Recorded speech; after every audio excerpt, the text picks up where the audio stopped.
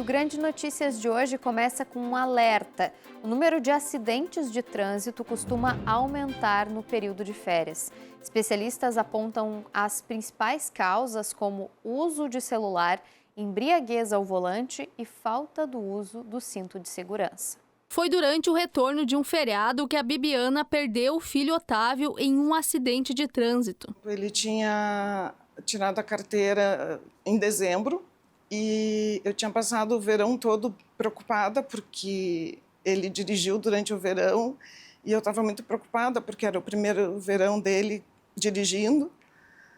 Sempre recomendava muito que ele não bebesse, que se por um acaso ele bebesse, que ele deixasse o carro onde tivesse e voltasse para casa de aplicativo. Alta velocidade e falta do cinto de segurança foram as combinações fatais para o jovem de 20 anos. Ele era um menino muito alegre, cheio de amigos.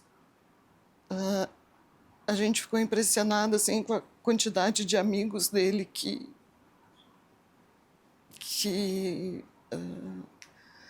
nos procuraram depois. Ele era um menino muito querido, muito alegre, que amava muito a vida.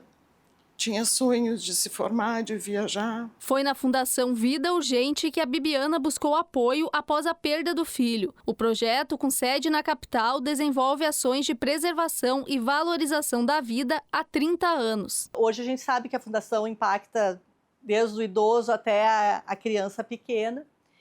E a gente não é focado somente na educação. A educação é importante para nós, sim, continua sendo importante. A gente tem trabalhos e projetos que impactam a vida de crianças e adolescentes, sim. E seguimos com aquele outro braço da Fundação que é muito importante, de assistência social, que é acolher famílias enlutadas. A Fundação também se dedica em mudanças que vão além do comportamento do motorista e que podem auxiliar a diminuir os índices. Porque a gente sabe desde o início que todo ser humano é falho. A gente vai cometer algum erro durante a nossa vida. E no caso dos sinistros de trânsito, a gente acha muito injusto que quando a pessoa comete um erro, uma falha, seja pago com a própria vida. Então deveria ter um sistema todo que mesmo que tu cometa alguma falha, tu não perdesse a vida. Então são vias projetadas mais seguras, são leis fiscalizações mais rígidas, para que isso não aconteça. Dados do Departamento Estadual de Trânsito apontam que 1/3 das mortes ocorridas em 2025 envolvia condutores sem CNH ou cinto de segurança. Os índices preocupam a segurança pública para o período de maior fluxo, previsto para os próximos meses. Infelizmente, boa parte das pessoas que pegam a estrada são aquelas pessoas que não têm o costume de viajar, então elas viajam às vezes uma vez por ano ou duas. Então, a pessoa não entende que tem aquela diferença de você dirigir na cidade a 30, 40 km por hora e você pegar uma rodovia para transitar a 80, 100, 110, tem que fazer ultrapassagem, tem que deixar a distância de segurança maior ainda depois que você deixa na cidade, né? Então, infelizmente, tem sim um pouco mais de acidente. Como forma de frear os acidentes de trânsito, a Polícia Rodoviária Federal deu início à Operação Rodovida. Segundo a CCR Via Sul, entre os dias 19 de dezembro e 5 de janeiro, são esperados cerca de 4.600.000 veículos, somente na Freeway, BR-386 e BR-101. A atenção dos motoristas precisa ser redobrada. Se programar, por exemplo, tua viagem tem 400 km de distância, programar pelo menos 2 pontos de parada. Olha no mapa ali, pontos que você pode parar num posto de gasolina, ou alguma parada, ou alguma cafeteria, para você descer, tomar um café, esticar as pernas e seguir viagem sempre descansado, né? E a gente gosta muito também de ressaltar a questão da cultura do herói, né? Principalmente para essa gurizada que se acha imortal, porque o jovem se acha imortal. O jovem não vai se reunir num bar para falar de morte, que vai acontecer com ele. Todos os jovens têm essa característica. Comigo não vai acontecer. Então a gente pede atenção dessa gurizada também que está pegando carro para viajar, para curtir um ano novo na praia. Pensem nisso, o bem maior que cada um tem é a vida, então todo cuidado é pouco. A gente vai para um rápido intervalo e volta já.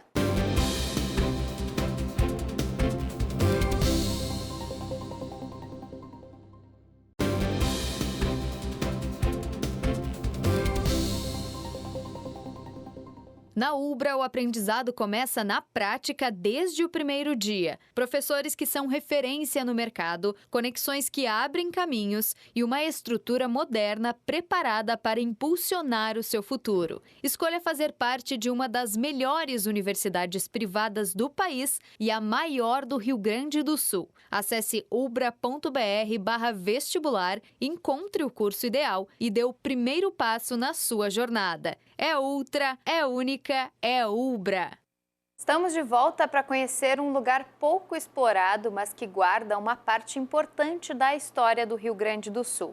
A nossa equipe pegou uma embarcação até a Ilha do Presídio, na cidade de Guaíba, um espaço criado ainda no século XIX e que fez parte de momentos emblemáticos do passado gaúcho.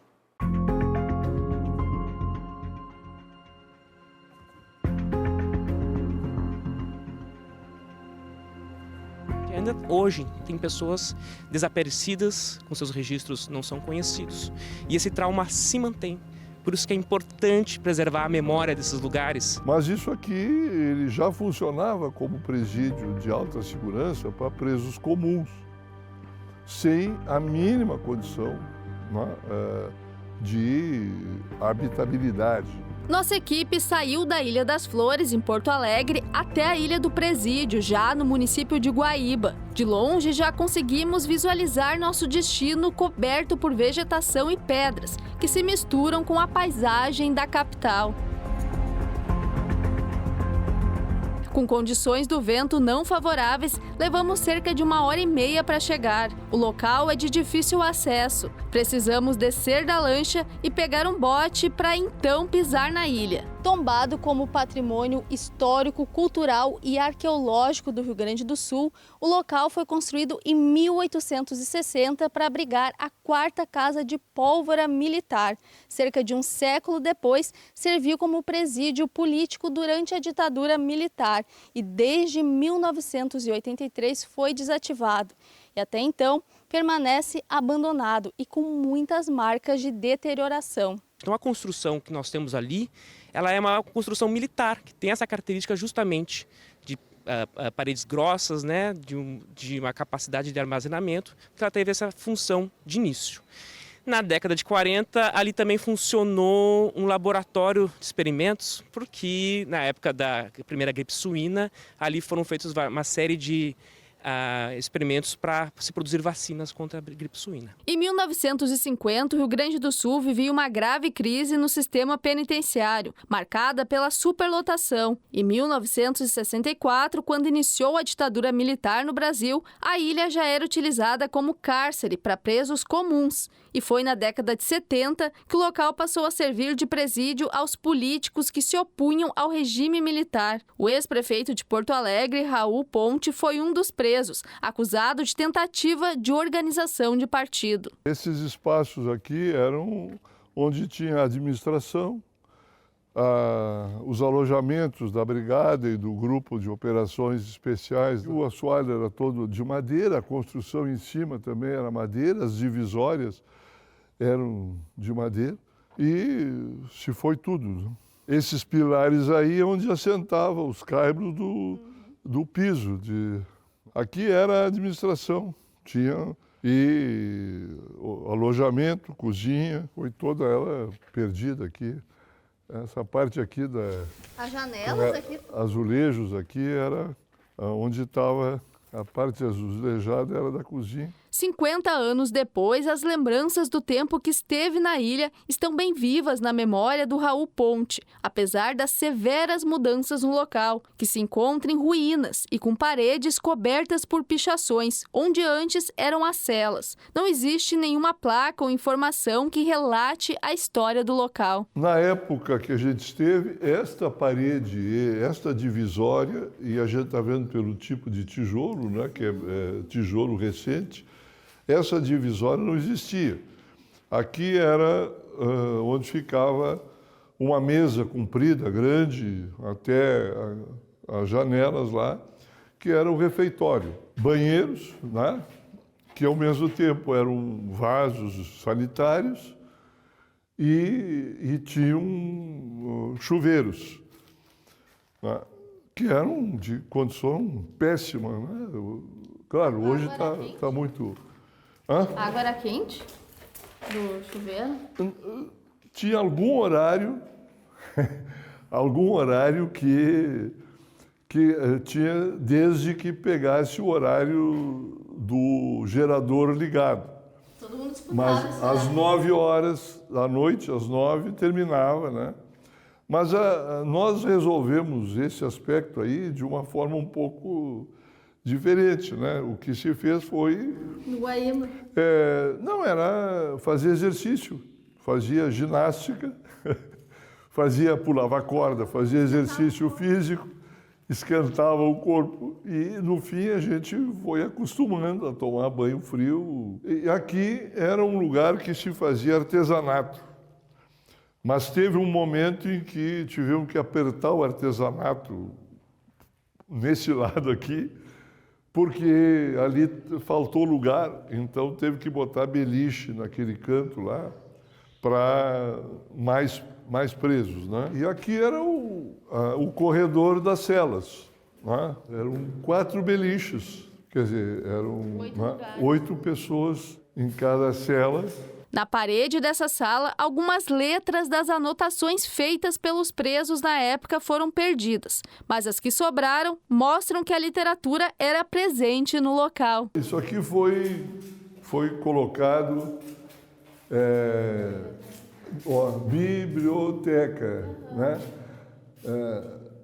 E numa conversa que foi feita aqui, né, dizendo, não, tinha literatura, tinha A Revolução dos Bichos, que é um livro conhecido do Orwell, né? O Trópico de Câncer, aqui era uma biblioteca, tinha uma mesa aqui com... Né? Então, de noite, a gente conseguia ter um liquinho funcionando na biblioteca para poder ler até mais tarde, ou fazer uma reunião de discussão política, de avaliar a conjuntura, a gente ouvia muito rádio. A porção de terra, com cerca de 4.000 metros quadrados, guarda uma parte da história do Rio Grande do Sul. 2 torres erguidas no alto das pedras ainda estão lá e serviam de ponto de observação para os militares. Que o DOPS, né, que era a polícia política da época, não realizava tortura na ilha, mas buscava as pessoas de lanche na ilha e levava até outros lugares aqui na cidade onde eram feitas torturas. A ilha tem esse aspecto da tortura quando você pensa na condição insalubre, né? De um lugar que não é próprio para moradia, do isolamento desses familiares, da falta de informação do que acontece fora. A gente pode pensar isso tudo um aspecto do terror de Estado que também faz parte da tortura. O principal é privar a liberdade, né? Privar a possibilidade de você estar... Eu não tinha terminado, quando fui preso, eu não tinha terminado nenhum curso. Estava na metade do curso de História, né? E já tinha mais da metade do curso de Economia, mas não tinha terminado nenhum dos dois. Quando fui obrigado, pela repressão, fui obrigado a sair de Porto Alegre. Os registros históricos apontam que cerca de 100 presos políticos passaram pelo local. A maioria nunca teve o nome revelado oficialmente pelas autoridades. Eu fui sequestrado num shopping center em São Paulo, quando fui preso, né? Por quê? Porque as pessoas não tinham fardamento, não tinham ordem judicial, não tinha nada. Eu fui cercado dentro de um shopping center. O desaparecimento da pessoa faz parte da estratégia do terrorismo de Estado. O desaparecimento tem uma questão do terror psicológico, tanto a pessoa que é desaparecida quanto os seus familiares, que não sabem o que aconteceu com aquela pessoa, não sabem onde ela foi parar.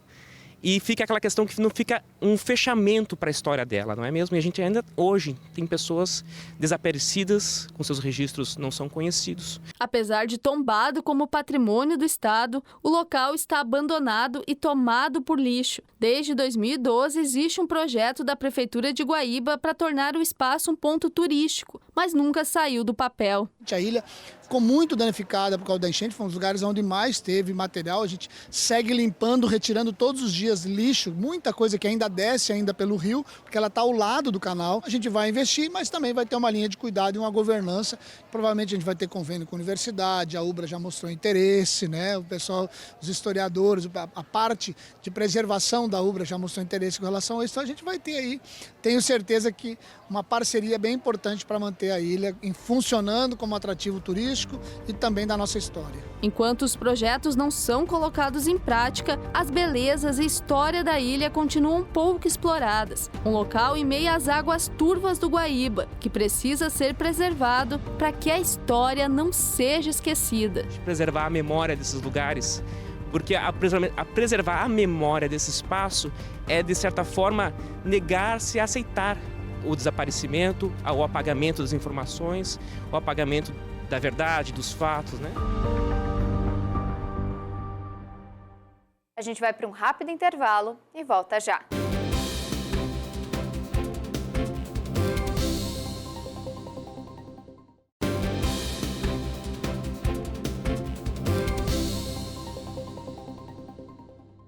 Conheça a UTEC, a School of Business da UBRA, um centro de ensino de alta performance que prepara você para o mercado do futuro. Na UTEC, você encontra cursos de jornalismo, gestão, tecnologia e marketing, todos com foco em inovação, prática e resultados reais.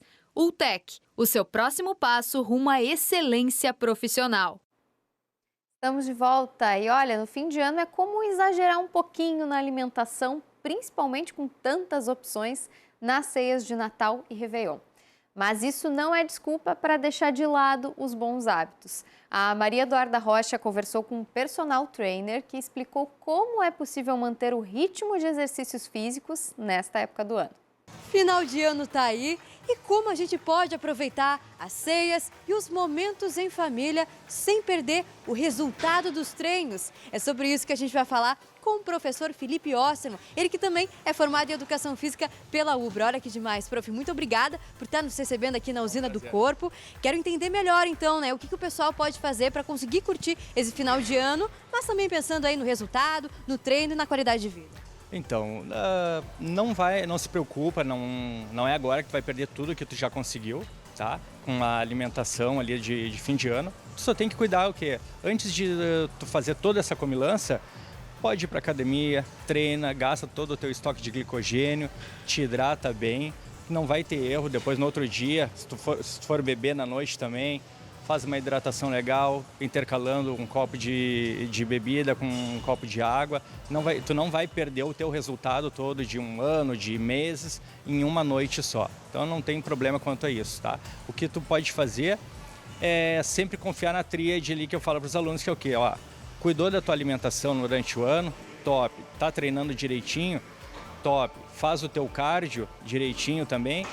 Deu. Se tu fizer isso aí, o teu corpo vai estar como uma Ferrari. Tá? Então, o que é uma Ferrari? Ele vai estar gastando energia parado até. Então, tu pode dar o luxo assim, de estar treinando, de estar se alimentando de algo mais calórico em si, sem estar perdendo o resultado que tu obteve aí. Que legal. E, prof, antes e depois de uma ceia de Natal ou Ano Novo, o que é mais recomendado? Fazer musculação novamente? Fazer um cardio? O que você acha mais adequado ou não tem uma regra sobre isso? Se tu te sentir muito pesado, pode fazer só um cardiozinho, só para ficar mais aliviado. Mas geralmente o pessoal que gosta de fazer academia vai fazer uma musculação, sim. Vai estar com um estoque de glicogênio lá em cima, cheio de energia para gastar na academia. Pode tocar ferro aí que não tem problema algum. Pode mandar ver na musculação. Que legal, que bacana saber disso. Prof, acho que até como uma inspiração, né? O mais importante acaba sendo, então, aquele esforço que se faz ao longo do ano, né? Queria que você explicasse um pouquinho melhor como funciona aquela relação ali da pessoa ter bastante músculo no corpo, acaba que o próprio corpo precisa gastar energia para manter. O corpo gasta muito mais energia para manter a massa muscular do que para manter a gordura. Por isso que é tão fácil a gente ganhar gordura e tão difícil a gente ganhar até a massa muscular. Então, fazendo a musculação, tá com uma massa muscular boa ali, tu vai estar sempre queimando caloria ali, automaticamente. Não tem esse estresse. Por isso que eu digo, sempre faz essa tríade aí. Para deixar o teu corpo top, sempre gastando energia, uma dieta adequada para ti, O treino intenso, não é um treino fofo, como a gente chama hoje em dia, e mais um cardio, que é uma bicicleta, uma esteira, uma caminhada na rua, alguma coisa assim. O teu metabolismo vai estar no ponto. Que bacana. E, prof, gostei que você falou do treino fofo, né? Que acaba sendo uma fala aí muito utilizada, a gente vê principalmente nas redes sociais, né? Seja aí no fim do ano, seja no ano todo. O que seria esse treino fofo? Como a pessoa pode adaptar para ver que aquele treino realmente está sendo eficiente para ela? Tá, então o que acontece? As pessoas, treinar fofo é quando tu não utiliza tudo que o teu corpo consegue. Tu vai lá e tu faça um pezinho, porque eu não quero desenvolver muito o ombro, então eu vou fazer mais levezinho. Eu não quero cansar muito, então eu vou fazer mais leve. Não, tu tem que treinar sempre próximo à falha. Isso é o que vai gerar resultado, vai gerar hipertrofia e vai dar um diferencial no teu corpo. O treinar fofo é aquele treino que as pessoas fazem que não tem resultado. Eu estou treinando há 1 ano e eu estou igual. Sim, provavelmente porque tu treinou fofo, tu não fez progressão de carga, não cuidou da tua alimentação, não fez o teu cardio, que faz parte de um treino intenso também. E aí a gente não tem um resultado que a gente quer. E aí acaba se deprimindo ali, vou sair da academia porque eu não tenho resultado. É só fazer isso aí, faz uma progressão de carga, cuida bem dos exercícios. Se puder, anota o peso que tu está fazendo nos exercícios para tu, na próxima semana, progredir, aumentar mais ainda, tá? Vai aumentar, não precisa só aumentar peso, tu pode aumentar o número de repetição, daqui a pouco um exercício a mais e tal, mas sempre próximo à falha. E o Patrick Pozzobon vai nos mostrar agora um esporte que não é tão conhecido, tão difundido assim, o pádel. A gente vai entender agora como funciona na prática essa modalidade que vem crescendo nos últimos anos.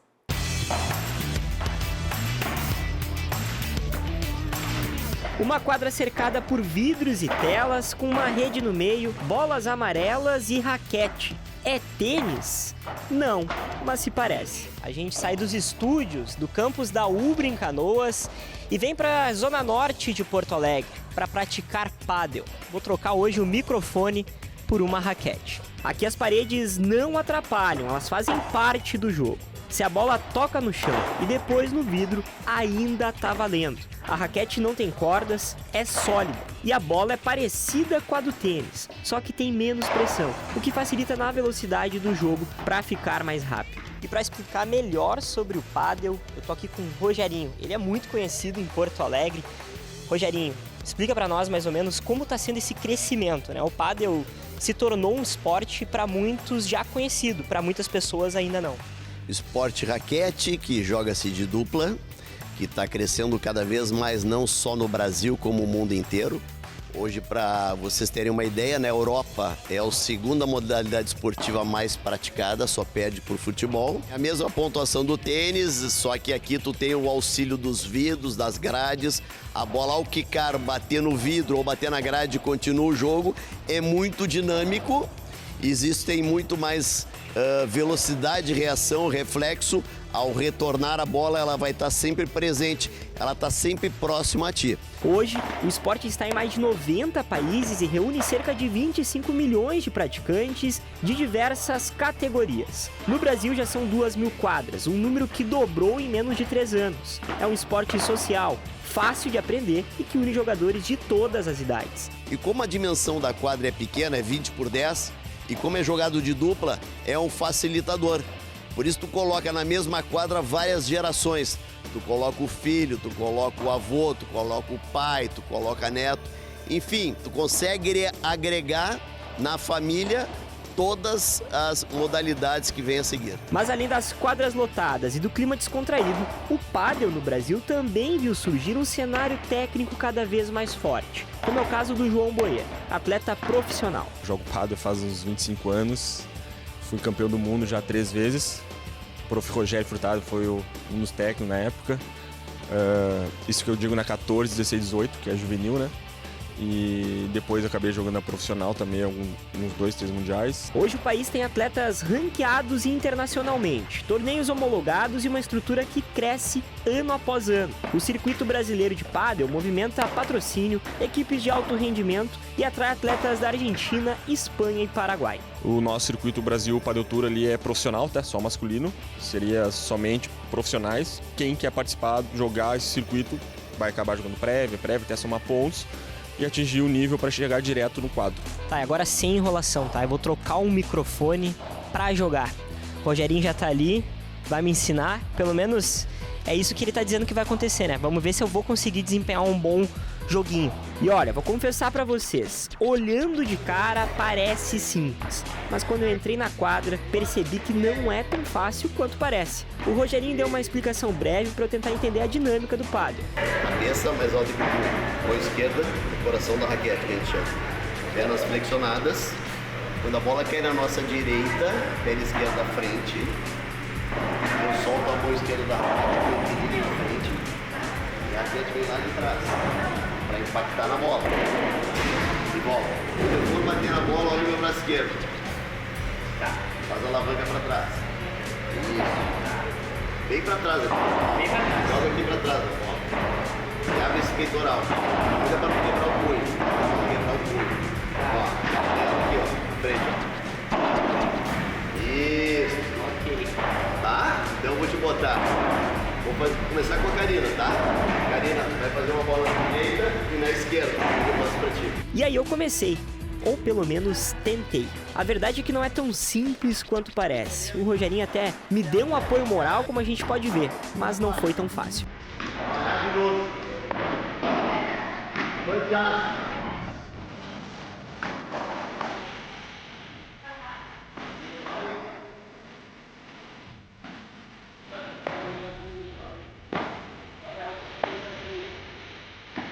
Pra quem quer começar o pádel, fica a dica. Vai suar e vai cansar. Mas é bem bacana. Bem que eu tentei me motivar, mas prefiro deixar a raquete de lado e voltar pro microfone. O Rio Grande Notícias de hoje fica por aqui. Muito obrigada pela sua companhia e a gente se vê segunda-feira a partir de 12h45. Um ótimo fim de semana.